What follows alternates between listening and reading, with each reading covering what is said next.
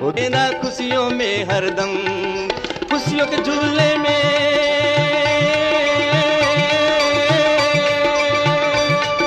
खुशियों के झूले में तो झूलता रहूं, झूलता रहूं। दिल कहे बाबा तुम्हें देखता रहूं, दिल कहे बाबा तुम्हें देखता रहूं, देखता रहूं हो बाबा देखता रहूं, देखता रहूं। दिल कहे बाबा तुम्हें देखता रहूं, दिल कहे बाबा तुम्हें देखता रहूं।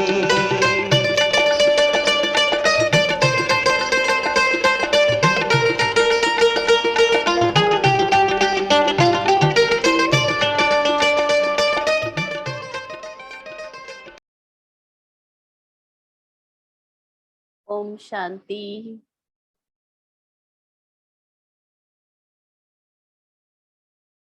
ओम शांति।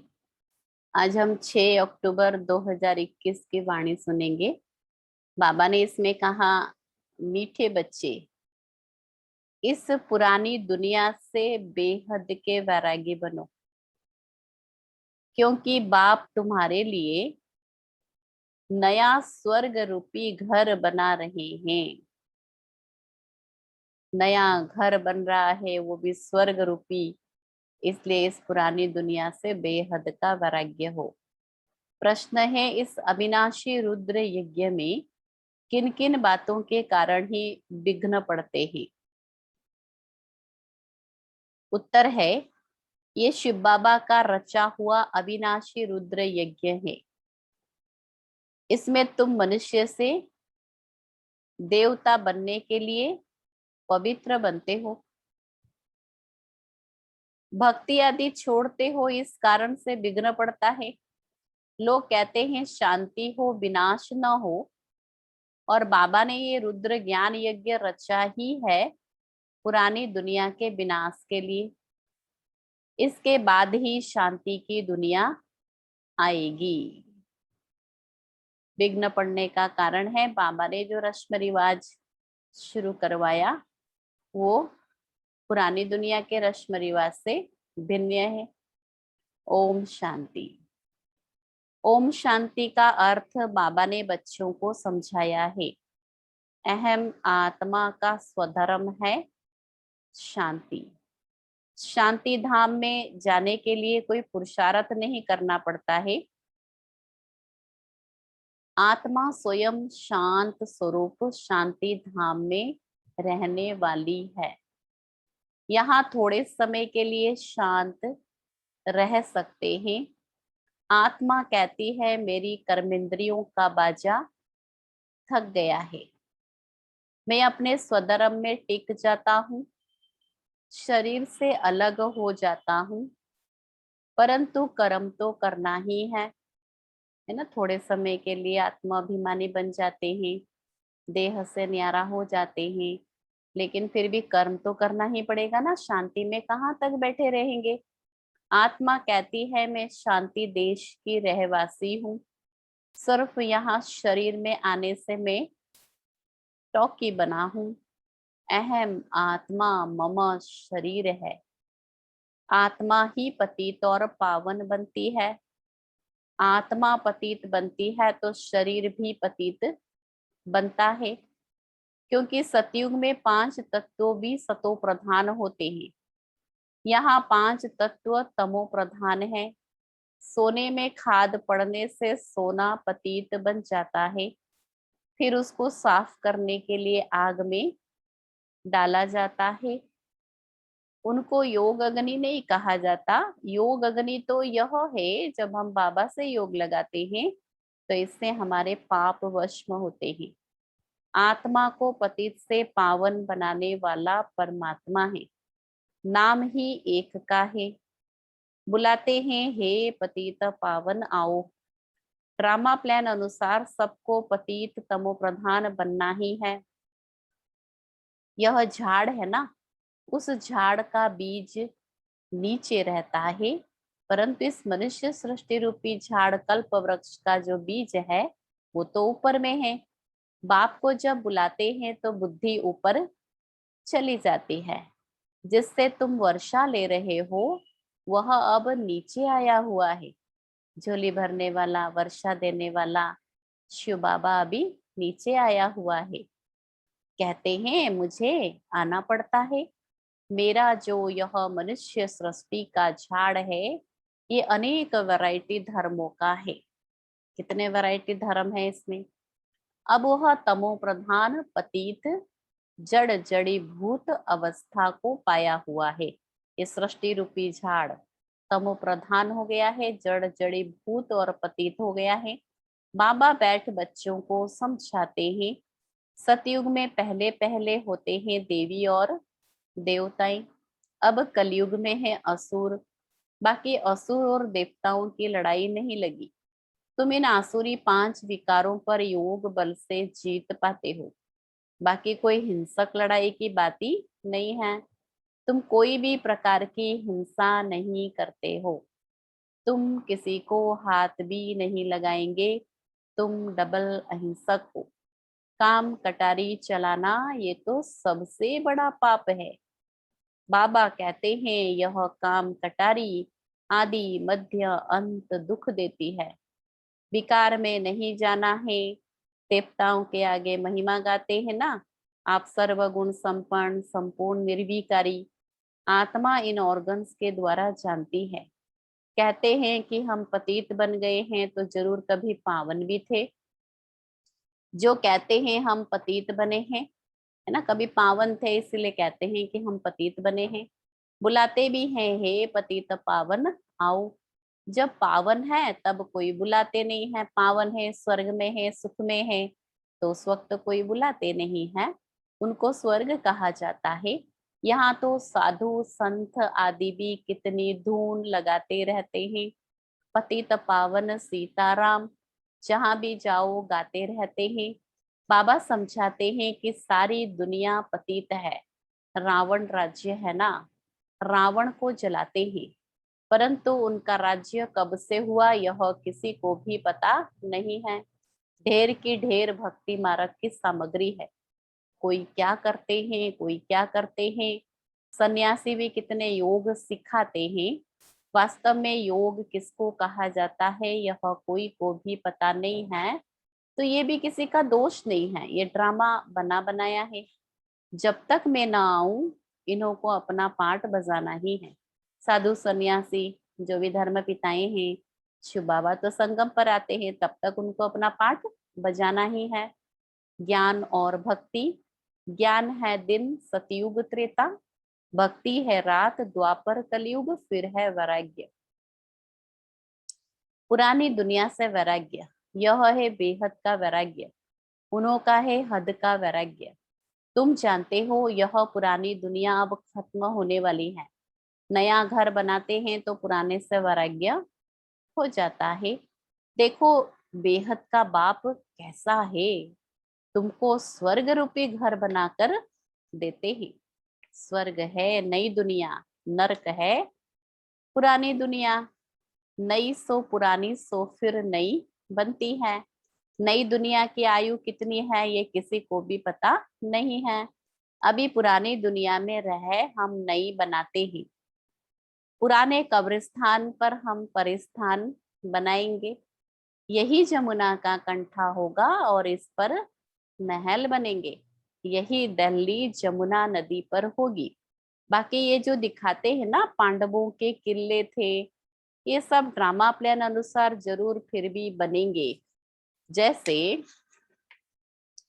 तुम यज्ञ तप दान आदि करते होंगे, यह फिर भी करना होगा, है ना। ये भक्ति का जो पाठ है ना, ये तो द्वापर युग आएगा तो फिर से बजाना होगा। पहले शिव की भक्ति करते हो, फर्स्ट क्लास मंदिर बनाते हो, उनको अव्यभिचारी भक्ति कहा जाता है। अब तुम ज्ञान मार्ग में हो, यह है अव्यभिचारी ज्ञान। एक ही शिव बाबा से तुम सुनते हो जिसकी पहले तुमने भक्ति की।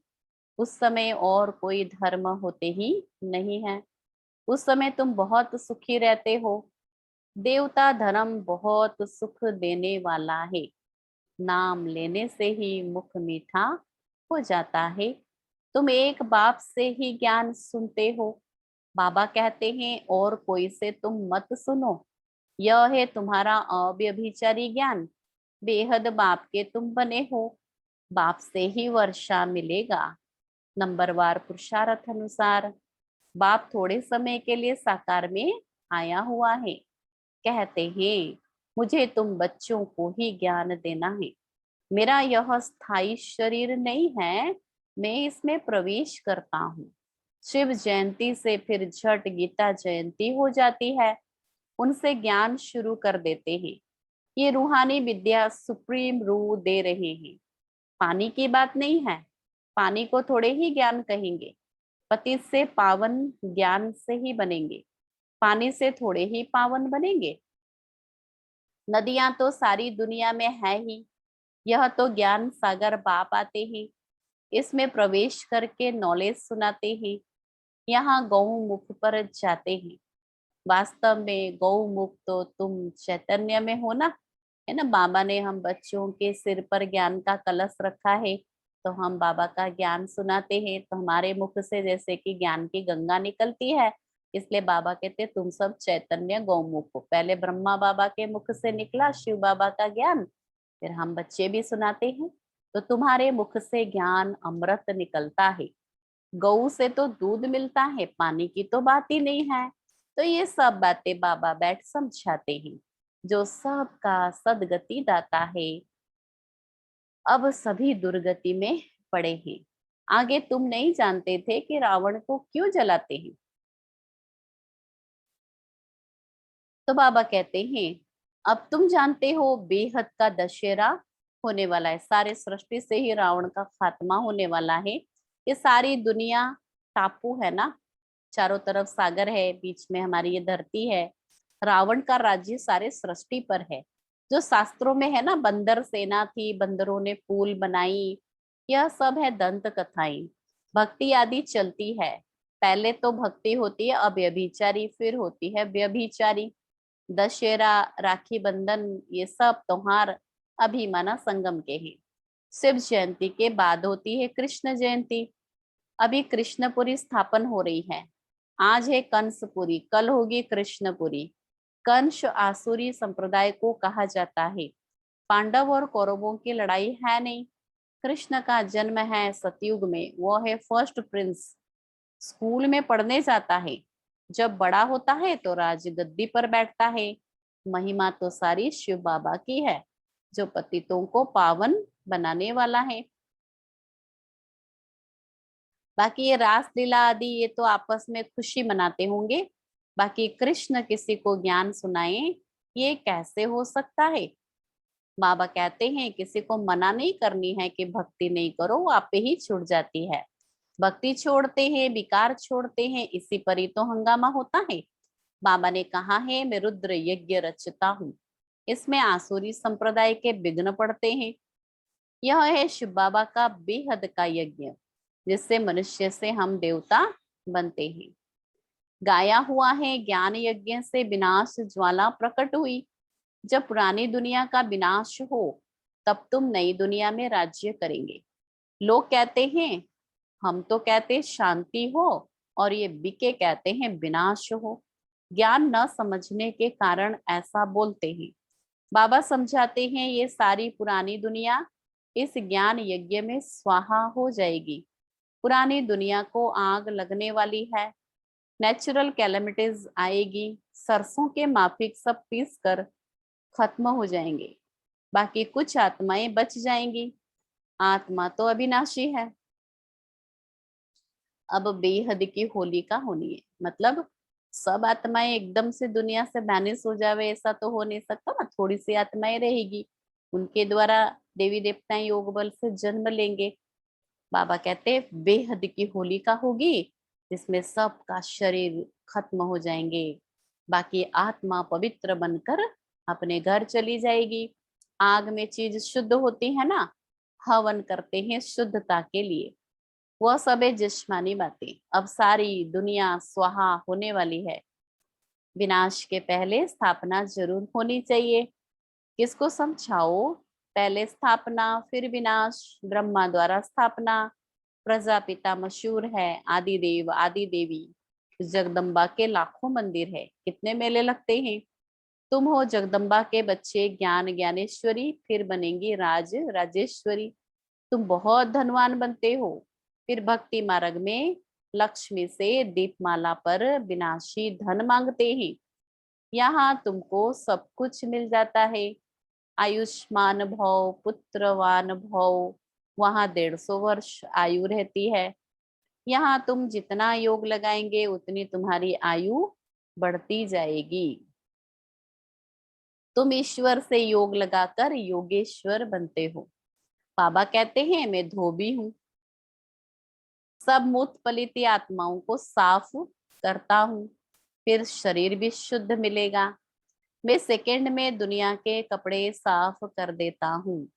सिर्फ मन मना भाव होने से आत्मा और शरीर पवित्र बन जाएंगे। तो छू मंत्र हुआ ना। सेकंड में जीवन मुक्ति, कितना सहज उपाय है। चलते चलते सिर्फ बाप को याद करो और कोई जरा भी तकलीफ नहीं देता हूँ। अब तुम्हारी 1 सेकंड में चढ़ती कला होती है। बाबा कहते हैं मैं तुम बच्चों का सर्वेंट बनकर आया हूँ। तुमने बुलाया है ना, हे पतित पावन, आकर हमको पावन बनाओ, तो सर्वेंट हुआ ना। जब तुम बहुत पतित बनते हो ना तो जोर से चिल्लाते हो, अब मैं आया हूँ। मैं कल्प कल्प आकर बच्चों को मंत्र देता हूँ कि मुझे याद करो। मन मना भव का अर्थ भी यह है। फिर विष्णुपुरी का मालिक बनेंगे। तुम आए हो विष्णुपुरी का राज्य लेने। रावणपुरी के बाद है विष्णुपुरी, कंसपुरी के बाद कृष्णपुरी। कितना सहज समझाया जाता है। तो बाबा कहते हैं मैं इस पुरानी दुनिया से सिर्फ ममत्व मिटा दो। अब हमने 84 जन्म पूरे किए हैं।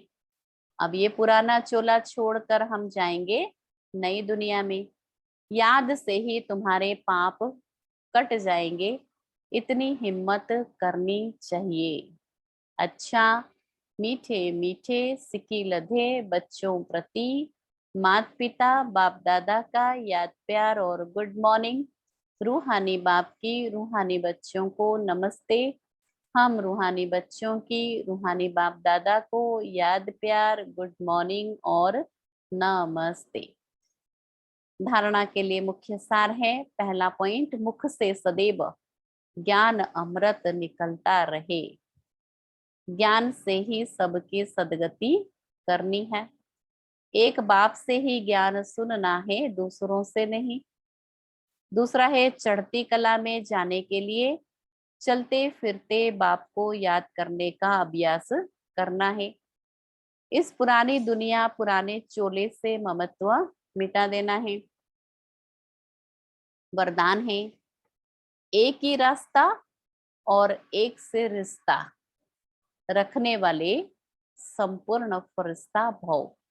एक ही रास्ता और एक से रिश्ता रखने वाले संपूर्ण फरिश्ता भव। निराकार व साकार रूप से बुद्धि का संग व रिश्ता एक बाप से पक्का हो तो फरिश्ता बन जाएंगे। निराकार व साकार रूप से बुद्धि का संग व रिश्ता एक बाबा से अगर पक्का है तो फरिश्ता बन जाएंगे। जिनके सर्व संबंध व सर्व रिश्ते एक के साथ है वही सदा फरिश्ते हैं।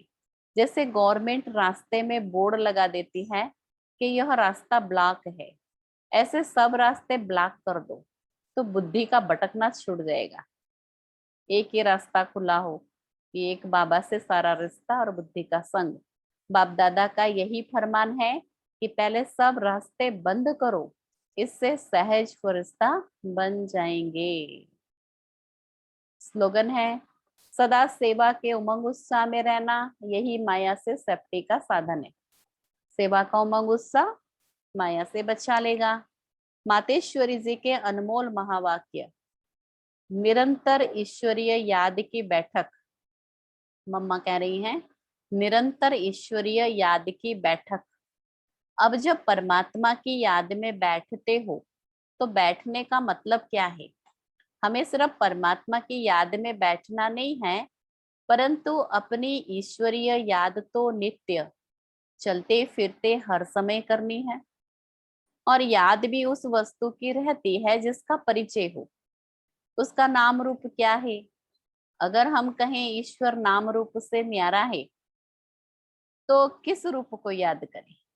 अगर कहें ईश्वर सर्वव्यापी है, तो उनकी व्यापकता तो सर्वत्र हो गई, फिर याद किसको करें? अगर याद शब्द है, तो अवश्य याद का रूप भी होगा। याद का मतलब है एक याद करने वाला, दूसरा जिसको याद करते हो। तो जरूर याद करने वाला उनसे भी भिन्न है। तो फिर ईश्वर तो सर्वव्यापी नहीं ठहरा ना। ईश्वर को याद करना है तो अगर आत्मा ही परमात्मा है तो याद करने की तो बात ही नहीं है। तो जरूर याद करने वाला और जिसको याद किया जाता है दो अलग अलग चीज है। तो ईश्वर सर्वव्यापी नहीं ठहरा ना। कितनी सुंदर युक्ति मम्मा ने बताई। अगर कोई कहे हम आत्माएं परमात्मा के अंश है, तो क्या परमात्मा भी टुकड़ा टुकड़ा होता है क्या? फिर तो परमात्मा भी विनाशी ठहरा, उनकी याद भी विनाशी हुई। अब इस बात को लोग नहीं जानते हैं, परमात्मा भी अविनाशी है। हम उस अविनाशी परमपिता परमात्मा के संतान आत्मा भी अविनाशी है। तो हम वंश ठहरे न कि अंश। अब यह चाहिए नॉलेज, जो परमात्मा स्वयं आकर हम बच्चों को देते हैं।